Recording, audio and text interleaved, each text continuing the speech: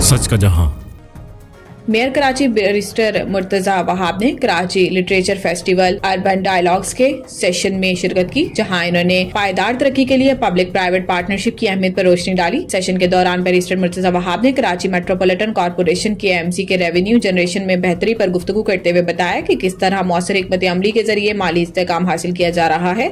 इन्होंने शहरी तरक्की के लिए KMC की मनसूबाबंदी पर बात करते हुए पानी के मसाइल, निकासियाब के निजाम, सीवरेज ट्रीटमेंट और पानी की रिसाइकलिंग के हवाले से मुजवजा हाल पर भी रोशनी डाली। मेयर कराची ने इस मौका पर शहरी तरक्की के लिए पब्लिक और प्राइवेट सेक्टर के इश्तराक को नागज़ीर करार देते हुए कहा कि इस शिरकतदारी के जरिए पायदार और देरपा तरक्की मुमकिन बनाई जा सकती है। इनका कहना था कि KMC शहरियों को बुनियादी सहूलियात की फराहमी के लिए ठोस इक़दाम कर रही है ताकि कराची को एक बेहतर और तरक्की याफ्ता शहर बनाया जा सके।